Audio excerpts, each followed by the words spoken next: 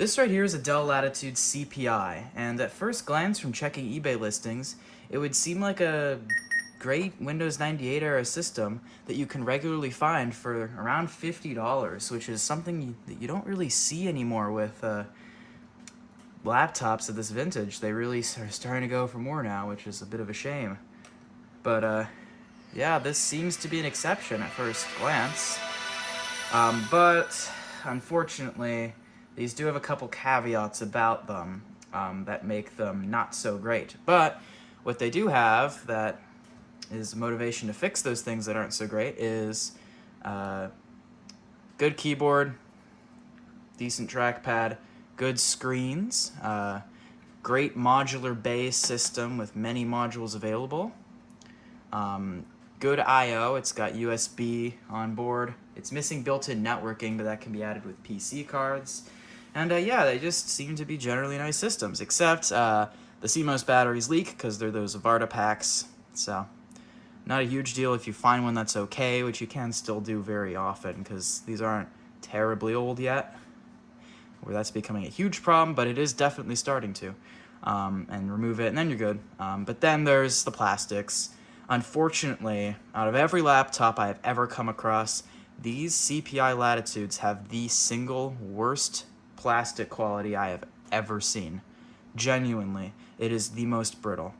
And that's a bit surprising because these are from 1998, 1999. They are not early 90s. Now, plastic from this era is starting to get brittle, but in most cases it's starting to, not worse than my old PowerBooks. But this really is. And of course, where that issue comes up is with the hinges. So let's take a look at those hinges. I haven't closed this one in a while. Leave it open on my shelf. So you can see I've tried feeble attempt at containing the damage, but the cracks are there and they are marching right on forward. Yeah, so unfortunately those batteries and speakers that like to blow out all the time make these a bit problematic, so I can't recommend them even though they are so cheap. And I don't think they're cheap because of the hinge issues, because I see plenty of them selling for around that $50 point that don't have them yet, because they'll only show up when you start using it. This one was perfect when I got it. I started using it on the go a lot because the battery still worked. Oh boy. And then I noticed the cracks were there and I stopped really bringing it out with me. But yeah, normally, so how do you fix this? How do you fix this? Well, you could try epoxy. I'll show you how that went. Ow, not again. That's the second time I've let the battery that's dead slip out of this other CPi and just hit the floor and crack because the plastic's that bad. I keep forgetting the latch doesn't work on this. Anyway, here's another CPi. I tried JB Weld and it instantly cracked again. I gotta put more of it on because I'm not giving up on this thing yet. But yeah, this is the CPi from the working one from the lot video. I tried fixing it. Front bezel cracked in 2 different places. It's really terrible plastic. But I have a fix that will work at least a bit for this other CPi, which is the original one I did a video on back in 2020. Was it? Yeah, 2021, not 2020. So let me show that to you real quick here. I was browsing a website called Parts People, and they are Dell parts suppliers, been around for a long time and are still around today. And out of curiosity, I saw they had a page for some of the vintage ones, like the CP series. They didn't really go back farther than that for the XP series and that sort of thing, but I wanted to see what parts they still had available, and I saw 7 new old stock display housings, rear display housings, for the CPi. They had them, 7 left, and I bought 5 of them because besides the hinge issues and the plastics, I love these CPIs, and I want to see how long I can keep these running and enjoy that time while I can. And since then, the other 2 have sold out, so there are no new old stock housings left in existence anymore, probably, except the ones I've got here and anyone else that bought them. But here is one of them, one of the 5, and after sitting on these for a few months, I think it's time to take a look and install them, and then just see how long it lasts. Even came with new badges for either the CP or the CPi. The CP was the lower end version of these that had Pentium 1 processors, not Pentium 2s like these had. So this is a CPi, it's getting the CPi badge. But yeah, quick note about these new old stock housings though. You'll notice these say CPI-D. That's important, very important.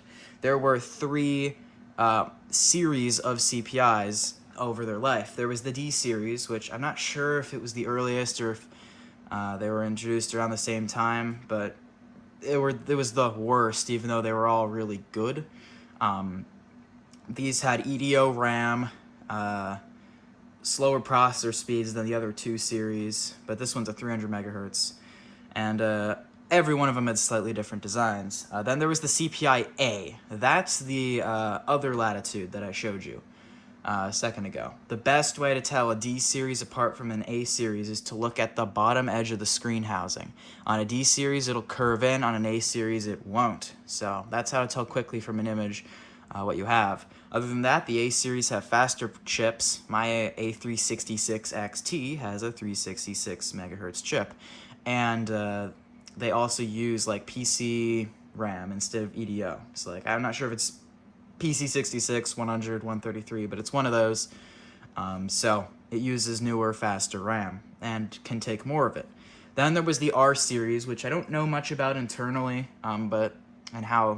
what internal changes there were, but it much closer resembles the later CPX and CPT Latitudes in terms of styling, especially around the display housing, and those don't have hinge issues yet, really. So neither does the CPI-R, as far as I know. But the important thing is none of the rear housings are compatible between them. And if you have a 12-inch screen on your CPI,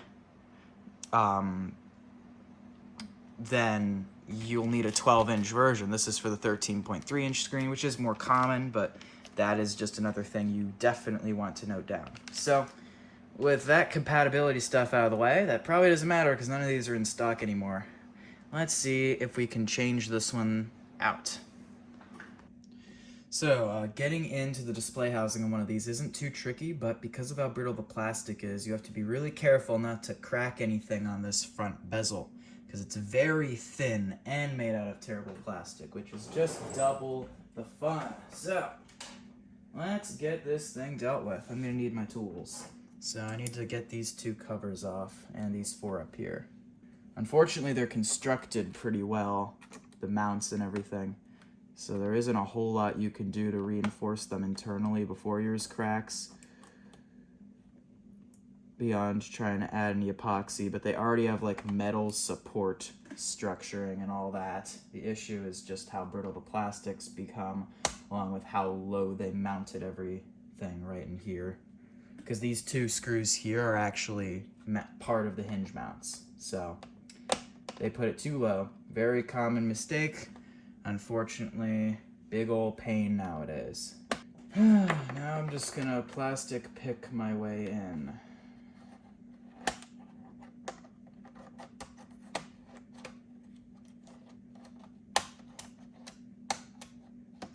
Doing my best to unlatch everything carefully. There we go. Nice. Off in one piece. I do not have more of these, so luckily if that breaks, it's pretty much cosmetic, but here we go. Not a whole lot of free space up here. Let me unscrew the screen next. Now, you might be wondering where they stuck the inverter board, because you might notice that has not made an appearance yet. Well, here is your answer. It is behind the screen. Now I've got to finish removing the screws, and you'll see here they have these big old metal supports here. Unfortunately though, they just didn't take enough stress away from the area that cracks, I guess. Now, my main concern on installing the new one is that I have to move this latch over, and I'm not sure how it mounts. So this is gonna be it. Oh, I see exactly how it mounts now that I look at it. It's two little plastic pins there I have to push out. Who wants to bet that breaks? Who wants to bet that breaks? Lovely.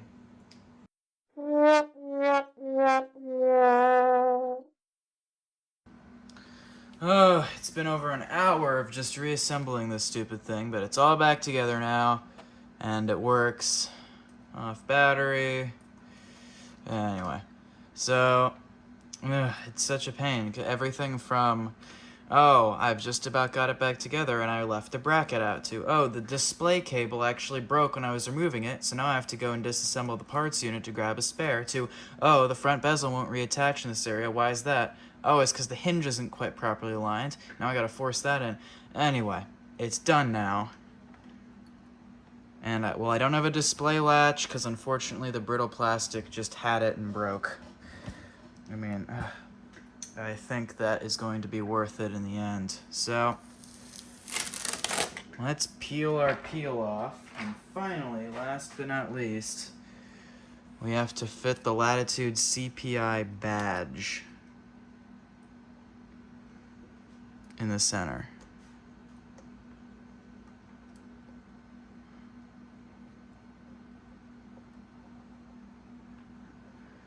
Brand new badge. Now I gotta get the peel off. Where's my plastic clip? That'll help. For plastic pick. Go. You know, I think I should have done this before I put it in. Oh. No more stress cracks on either side. At least none for now. I'll update if they break, because I'm going to be using this as a laptop again. Even though I'm latchless, not much I can do about that. But there we go. You'll also notice I have swapped the keyboard out from the parts unit, which is a Chinese keyboard, but I think that's better than having a half-broken one key and two broken keys here. All the keys on here are intact, except for some reason the T key is a duplicate of the Y key. I have no idea why, but either way, I can now power up this laptop and use it on the go, for now at least. But my God, am I sick of the Latitude CPi and working on it. Because of stuff like this. Oh, and the latch on the parts unit was broken when I got it as well, so that's lovely. And my battery's low, which is double lovely. Let me get the charger. Okay.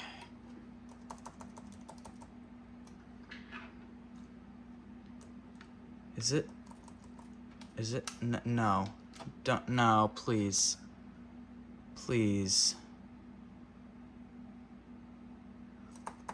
No. Oh no. Oh. I'll reconnect that. Oh man.